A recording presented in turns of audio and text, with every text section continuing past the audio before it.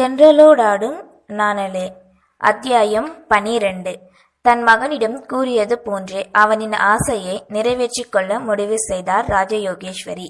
தன் வீட்டு வேலைக்காரன் ஒருவனை அனுப்பி நித்லாவின் தந்தை மாணிக்கத்தை வரவழைத்தார்.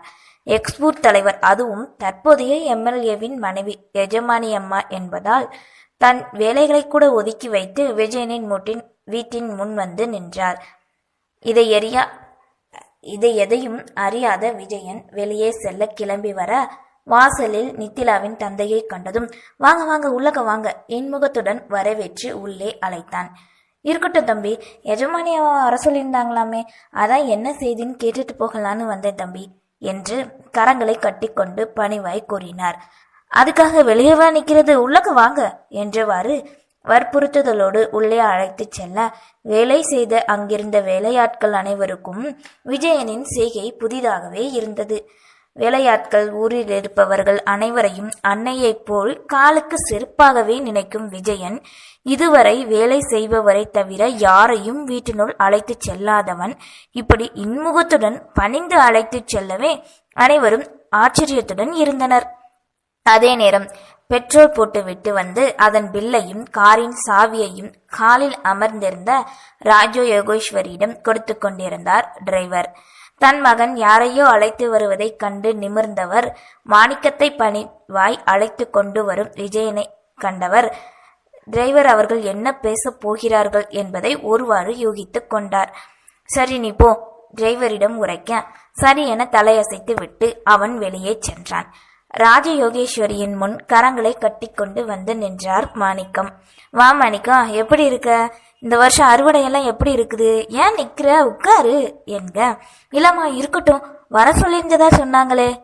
ஆமா, ரொம்ப முக்கியமான விஷயம் பேசணும். என்னம்மா, ஏதாவது வேலை செய்யணுமா?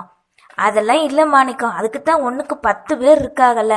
நான் சொல்ல போற செய்தி உன் பொண்ணை பத்தி. ஏன் பொண்ணா? என்னம்மா, என்ன ஆச்சு? பதறி போய் கேட்க, நீ பதற அளவுக்கு ஒன்றும் இல்லை மாணிக்கம், எல்லாம் நல்ல செய்தி தான். என் பையன் பக்கத்து டவுன்ல ஒரு ஹாஸ்பிட்டல் கட்டலான்னு இருக்கான். அதுக்கு அவங்க அப்பா கூட சம்மதம் சொல்லிட்டாரு. ஆனால் ஏதோ அரசாங்கம் டாக்டருக்கு படிச்சிருந்தாதான் முடியும்னு சொல்றாங்க, இல்லைன்னா அனுமதி தர முடியாதுன்னு வேற சொல்லிட்டாங்க. அதான் நான் ஒரு முடிவு எடுத்திருக்கேன், நீ தான் அதுக்கு சம்மதம் சொல்லணும். தன் அன்னை தன்னை விட பல மடங்கு கில்லாடியாக இருப்பதை கண்முன்னே கண்டு கேட்டறிந்து கொண்டான் விஜயரூபன். எஜமானி அம்மா, எனக்கு நீங்க என்ன சொல்ல வரீங்கன்னு புரியல. நான் என்ன சம்மதம் சொல்லணுமா? தேங்கி கொண்டு குழப்பத்துடன் கேட்டார் மாணிக்கம். உன் பொண்ணு டாக்டருக்கு கடைசி வருஷம் படிக்கிறதா கேள்விப்பட்டேனே, அதான் அவளை இந்த வீட்டு மருமலாக்கிக்கிடணும்னு நினைக்கிறேன். அவளுக்கு ஒரு நல்ல வாழ்க்கை கிடைக்கும், படிச்ச படிப்பும் வீணாகாது, யார்கிட்டையும் கை கட்டி நின்று வேலை பார்க்க கூட தேவையில்லைல்ல. ஹாஸ்பிட்டல்ல கூட உன் பொண்ணு பேர்ல வச்சுக்கலாம். என்ன சொல்ற மாணிக்கம், உனக்கு சம்மதமா? எஜமானி அம்மா, நாங்க எப்படி உங்க தகுதிக்கு? தயங்கி கொண்டு திணறியவாறே கூற வர, ஒரு அவசரம் இல்லை, நீ மெல்ல உன் வீட்டில் கேட்டு சொல்லு. நான் ஒரே ஜாதி, 1க்குள்ள 1, அதுவும் இல்லாம உன் பொண்ணோட வருங்காலத்தையும் நினைச்சு பாரு. எனக்கும் பையன்கிட்ட கூட கேட்டுட்டேன், அவன் நீங்க என்ன பண்ணாலும் சம்மதம்னு சொல்லிட்டான்டா. மாணிக்கம்தான் தகுதி தகாதத அந்தஸ்து பார்த்திருந்தா நான் என்ன பண்ணியிருப்பேன்னு உனக்கே தெரியும்ல மாணிக்கம். அதெல்லாம் விட்டுட்டு உன் பொண்ணை மருமகளாக்கிக்கணும்னு ஏன் நினைக்கிறேன்? எல்லாம் அவளோட படிப்பால தான். ஏதோ 4 குடும்பம் அவ தொழிலால நல்லா இருந்தா போதும்னு நினைக்கிறேன். அதுக்காக முயற்சி தான் இது. அது வந்துமா, நான் என் பொண்ணுகிட்டையும் ஒரு வார்த்தை கேட்கணும். என்ன மாணிக்கம் நீ? அவ படிச்ச பொண்ணு, அவளோட கனவு இந்த கல்யாணத்துல நிறைவேறும்னு சொன்னா வேண்டான்னா சொல்ல போறா? நீ முதல்ல உன் பொண்டாட்டி கிட்ட மட்டும் கேட்டு சொல்லு. சம்மதம்னா அடுத்த வாரமே நல்ல நாள் இருக்கு, இப்போதைக்கு தட்டு மட்டும் மாத்திடலாம். சரிங்கம்மா, நான் கலந்து பேசிட்டு தகவல் சொல்றேன். சரி மாணிக்கம், அது வரைக்கும் இது யாருக்கும் தெரிய வேண்டாம், சரியா? சரிங்க எஜமானி அம்மா, நான் கிளம்புறேன் என்றவர் விஜயனை ஒரு பார்வை பார்த்து விட்டு செல்ல, உள்ளே நடந்த இந்த பேச்சுவார்த்தைகள் அனைத்தையும் இருவர் கேட்டுக்கொண்டே இருந்தனர். ஒன்று வீட்டு வேலை செய்யும் சுந்தரின் தாய், இன்னொருவர் தன் முதலாளிக்கு விசுவாசமாக இருக்கும் டிரைவர் மாணிக்கம். அந்த வீட்டினை விட்டு வெளியேறவே அடுத்த நொடி தொலைபேசி அழைப்பின் மூலம் இங்கு நடந்த அனைத்தும் பரமசிவத்தை சென்றடைந்தது. டிரைவர் கூறியதை கேட்ட பரமசிவமோ அதிர்ச்சியின் உச்சத்தில் இருந்தார். அவர் நினைத்தது ஒன்று, ஆனால் இங்கோ நடந்தது ஒன்று. இது அனைத்திற்கும் தன் மகன் மட்டுமே காரணம் என்று நன்றாகவே புரிந்தது. தன் மனைவிக்கு மகனை பற்றி உண்மை தெரிந்தால் அந்த பெண்ணின் வீட்டாரை ஏதாவது செய்து விடுவாள் என்றே நினைத்திருக்கு. இப்போது அவனின் அண்ணனின் குடும்பத்தை விட தகுதி குறைந்த ஒரு பெண்ணை தேர்ந்தெடுக்க காரணம் நிச்சயம் ஏதோ ஒன்று உள்ளது. தன் மகனின் மீது இருக்கும் பாசத்தால் மட்டும் இல்லை என்பதை அறிந்தார். டிரைவர் கூறியதை மறுபடியும் நினைத்து பார்த்தவருக்கு புரிந்தது என்னவோ, அந்த பெண்ணை மருமகள் என்ற பெயரில் ஏதோ செய்ய போகிறார்கள் என்பது மட்டுமே. மருத்துவமனை கட்டப் போகிறார்கள், அதுவும் அந்த பெண்ணின் பெயரில் என்ற சொல் மறுபடியும் பரமசிவத்தின் செவியில் ஒலிக்க, ஒருபுறம் கட்சி வேலை, மறுபுறமோ குடும்ப பிரச்சனை. எதில் முதலில் கவனம் செலுத்துவது? தடுமாறியவர் தலையை பிடித்துக்கொண்டு சோஃபாவில் அமர்ந்தார். அதே நேரம் இங்கே தன் வீட்டுக்கு வந்த மாணிக்கம் முற்றத்தில் இருந்த தூணில் சாய்ந்து அமர, டீயுடன் வந்து அவரின் முன் அமர்ந்தார் திலகவதி. என்னங்க, என்னாச்சு? எஜமானி அம்மா கூப்பிட்டதா சொல்லிட்டு போனீங்க, இப்ப ஏன் ஒரு மாதிரி இருக்கீங்க? என்ன சொன்னாங்க? உள்ளுக்குள் கணவனின் முகத்தை கண்டு தவிப்பில் கேட்டார். அவங்க நம்ம கூட சம்மந்தம் வச்சுக்கொண்டு நினைக்கிறாங்க திலகம் என்க. அதை கேட்ட திலகவதியோ அதிர்ச்சியில் கையில் வைத்திருந்த டீயினை தவற விட்டார். ஏ திலகம், பார்த்து. இல்லைங்க, ஒன்றும் இல்லை, இதோ தொடச்சிடுறேன் என்றவரோ வேகமாய் ஒரு துணியை எடுத்து கொண்டு வந்து துடைக்க, என்ன சொல்லணும்னு தெரியல திலகம். அவங்க ஒசரம் எங்க, நம்ம எங்க? மலைக்கும் மடவுக்கும் தொலைவு. நம்ம பொண்ணு அவங்க பையனுக்கு எப்படி கட்டித்தர முடியும் சொல்லு? அவங்களால எப்படி இப்படி ஒரு முடிவு எடுக்க முடிஞ்சது? ஏதோ ஒரு நினைப்பில் தன் மனைவியின் முன் புலம்பிக் கொண்டிருக்க, என்னங்க சொல்றீங்க? நம்ம பொண்ணையா? ஏதோ தப்பு இருக்கிற மாதிரி தோணுது. அந்த பையனுக்கு வேற குடிப்பழக்கம் இருக்குன்னு கேள்விப்பட்டேனே, உண்மையாவா? ஆமா திலகம், எனக்கும் தெரியும். ஆனா எஜமானி அம்மா நம்ம பொண்ணுக்கு என்று அவர் கூறிய அனைத்தையும் கூற அதிர்ந்தே போனார் திலகவதி. என்னங்க இது? நம்ம பொண்ணுக்காக ஒரு ஆஸ்பத்திரியே கட்டி தராங்களா? என்னால நம்பவே முடியல. நம்ம எஜமானி அம்மா இவ்வளோ நல்ல குணமா இருப்பாங்கன்னு நான் நினைக்கலங்க. நம்மளால நம்ம பொண்ணுக்கு முடியாததை அவங்க செய்யும் போது எப்படிங்க வேண்டான்னு சொல்ல முடியும்? அப்ப சம்மதம்னு சொல்றியா திலகம்? ஆமாங்க, இது நம்ம பொண்ணு வாழ்க்கைங்க. அதைத்தான் நானும் யோசிக்கிறேன். எதுக்கும் ஒரு வார்த்தை நம்ம நித்திலா கிட்டையும் கேட்டுக்கலாமே. ஏங்க, அவ நம்ம பொண்ணு, நம்ம என்ன சொன்னாலும் கேட்டுக்கிடுவா. சொல்ல போனா அவளுக்கு இதுல சந்தோஷம்தான் இருக்கும். அந்த பையனும் பார்க்க நல்லா தான் இருக்கான். கல்யாணம் பண்ணி வச்சா இந்த குடிப்பழக்கம் எல்லாம் விட்டுடுன்னு தான் தெரியுது. ஆனாலும் நம்ம தகுதி என்னங்க? நீங்க மாறி மாறி இதையே சொல்லிக்கிட்டு இருக்கீங்க. போங்க, போய் சம்மதம் சொல்லுங்க. தானா வர்ற ஸ்ரீதேவியை யாராவது வேண்டான்னு சொல்லுவாங்களா? இருடி, என்ன அவசரம்? என் அண்ணன் கிட்ட ஒரு வார்த்தை கேட்டுட்டு அவங்களுக்கு பதில் சொல்றேன். சரிங்க, இந்த நல்ல காரியம் நல்லபடியா நடக்கணும்னு பக்கத்துல இருக்கிற கோவிலுக்கு விளக்கு போட்டுட்டு வந்துடுறேன் இப்பவேவும் என்றவாறு சந்தோஷ துள்ளலில் அங்கிருந்து சென்றார் திலகவதி. மாணிக்கம் மனமோ ஏற்றுக்கொள்ளாமல் இருக்க அதற்கு மாறாக இருந்தார் திலகவதி. மறுநாள் தன் அண்ணனின் வீட்டிற்கு சென்ற மாணிக்கம் ராஜயோகேஸ்வரி தன்னை அழைத்து பேசியதை பற்றி உரைக்க அவரோ உன் விருப்பம் என்று உரைத்தார்.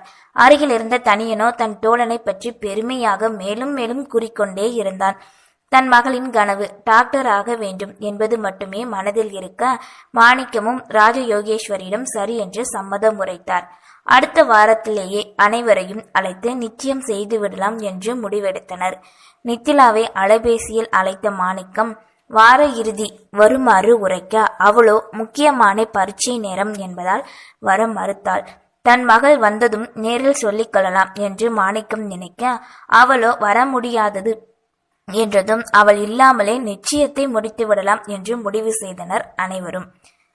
ஒரே ஊர், நன்கு தெரிந்தவர் என்பதால் அனைத்தும் வேகமாகவே யாருக்கும் தெரியா வண்ணம் நடக்க நித்திலாவில் வீட்டில் நிச்சயத்திற்கான வேலை துரிதமாக நடைபெற ஆரம்பித்தது.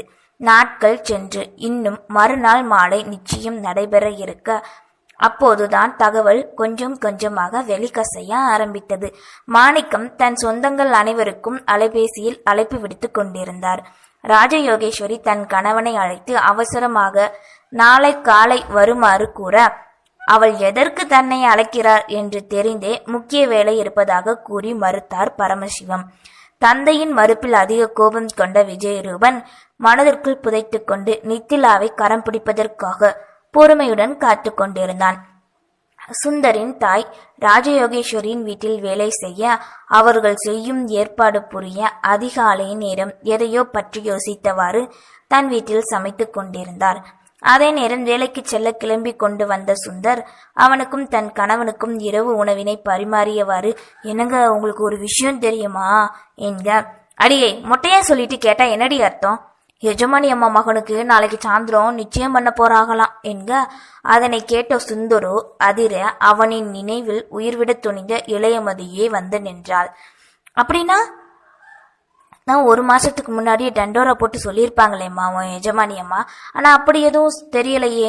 சுந்தரின் தந்தை உண்டவாறே கேட்க. ஏமா இந்த விஷயம் நம்ம பக்கத்து வீட்டு ரங்கநாதன் சித்தப்பாக்கு தெரியுமா? சந்தேகத்துடன் கேட்டான் சுந்தர். அது எப்படி சொல்லுவாங்க, அண்ணன் வீட்டுல பொண்ணை வச்சுக்கிட்டு. சரி, பொண்ணு எந்த ஊரா? அந்த கூத்தை ஏன் கேக்குறீங்க? பொண்ணு நம்ம மாணிக்க மக. அதான் பொண்ணை கூட கஷ்டப்பட்டு டாக்டருக்கு படிக்க வைக்கிறானே அந்த புள்ளதான் என்க. அதை கேட்ட சுந்தரு மேலும் அதிர்ந்தான். ஏமா நீ அந்த நித்திலா பிள்ளையவா சொல்ற? ஆமாடா, அந்த பிள்ளை எப்படிமா இவனை கட்டிக்க சம்மதம் சொல்லிச்சு? எனக்கு என்னடா தெரியும், அந்த பிள்ளைக்கே தெரியாதுன்னு தான் நினைக்கிறேன். தெரிஞ்சிருந்தா நாளைக்கு நிச்சயத்துக்கு வந்துகிட்டு இருந்திருப்பால, இன்னைக்கு வந்திருப்பால, இன்னும் வரலையாண்டா. சரிடா, உனக்கு வேலைக்கு நேரமாச்சுல, நீ கிளம்பு என்க. உணவினை உண்டு முடித்து தன் பேக்கை எடுத்துக்கொண்டு வெளியேறினான் சுந்தர். சுந்தரின் மனமோ ஒருபுறம் இளையமதியை பற்றி நினைக்க, மறுபுறமோ தன் நண்பனை பற்றி நினைத்தது. அசோகனுக்கும் நித்திலாவிற்கும் இடையில் எதுவும் இல்லை என்றாலும் மாமன் மகள் அல்லவா நித்திலா, அதுவும் அசோகனின் அன்னையின் விருப்பம் சுந்தர் அறிந்த ஒன்று. அப்படி இருக்கையில் இப்படி ஒரு செயல் நடக்கப் போகிறது இப்போதே அசோகனிடம் உரைக்க வேண்டுமென நினைத்தான் சுந்தர். தன் பைக்கினை அசோகன் வீட்டின் நோக்கி திருப்ப, அதே நேரம் வேலைக்கு செல்ல கிளம்பி வெளியே தன் தந்தையுடன் வந்தான் அசோகன். அட வாப்பா சுந்தரு, ஸ்டீஃபன் வரவேற்க. வேலைக்கு கிளம்பிட்டீங்களாப்பா?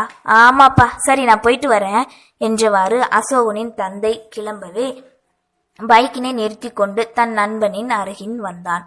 தன் தோழனின் முகத்தில் தெரியும் பதட்டம் ஏதோ சரியில்லை என்பது புரிய, என்னடா காலையிலே வந்திருக்க, அதுவும் இவ்வளோ அவசரமா என்றான் அசோகன். நான் உங்ககிட்ட ஒரு முக்கியமான விஷயம் சொல்லணும்டா, உன் மாமா மகன் நித்திலாவை பத்தி. அவளுக்கு என்னடா? அவளுக்கும் நம்ம பண்ண விட்ட என் மகன் அந்த விஜயனுக்கும் நாளைக்கு நிச்சயதார்த்தம் பண்ண போறாங்களாண்டா. இந்த விஷயம் நித்திலாவுக்கே தெரியாதான், எங்க பக்கத்து வீட்டு பிள்ளை இளையமதிக்கு கூட தெரியாதுடா வேகமாய் உரைக்க.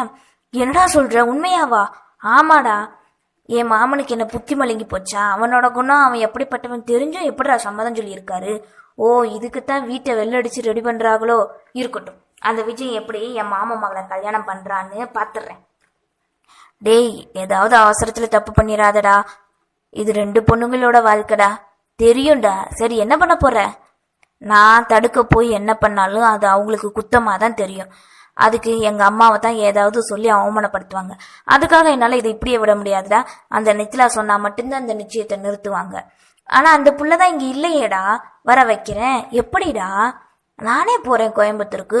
அவகிட்ட இந்த செய்தியை நேர்ல சொல்லி மெல்ல புரிய வச்சு மறுபடியும் நாளைக்கு கூட்டிட்டு வரேன். நாளைக்கு சாயந்தரம் தானே நிச்சயதார்த்தம், அதுக்குள்ள அவ இங்க இருப்பாடா.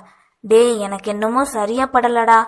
நான் பாத்துக்கிறேன்டா சுந்தர், நீ யார்கிட்டையும் சொல்ல வேண்டாம், நீ வேலைக்கு போ என்றவாறு தன் தோழனை அனுப்பிவிட்டு வீட்டுக்குள் நுழைந்தான் அசோகன். அதே நேரம் இங்கே தன் தம்பி மாணிக்கத்திடம் நிச்சயதார்த்தத்தை பற்றியும் நித்திலா வரவழைப்பதை பற்றியும் பேசிக் கொண்டிருந்தார் தனியனின் தந்தை ராஜேந்திரன். ஏலே, இது நாளைக்கு நம்ம சொந்த பந்தம்லாம் வரும், நித்திலா இல்லாம எப்படிடா? அதுக்கு என்னென்ன பண்ண சொல்றீங்க? அவளுக்கு நாளைக்கு ஏதோ பரீட்சை இருக்கு, லீவு தர மாட்டேங்கன்னு சொல்றா. அப்படியே வந்தாலும் என்னால அங்க தங்க முடியாது, வந்தது கிளம்புனாதான் முடியும்னு சொல்றானே.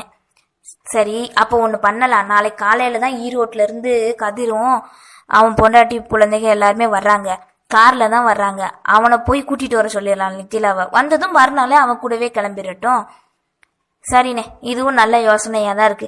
அப்ப நீங்களே கதிருக்கு சொல்லிருங்க, நான் நித்திலாவுக்கு போன் பண்ணி சொல்லிடுறேன் என்க. அவரும் சரி என்றார். அடுத்த நொடியே நித்திலாவின் ஹாஸ்டல் அலைபேசிக்கு அழைத்து பார்க்க அதுவோ நாட் ரீச்சபிள் என்று பதில் கொடுத்தது.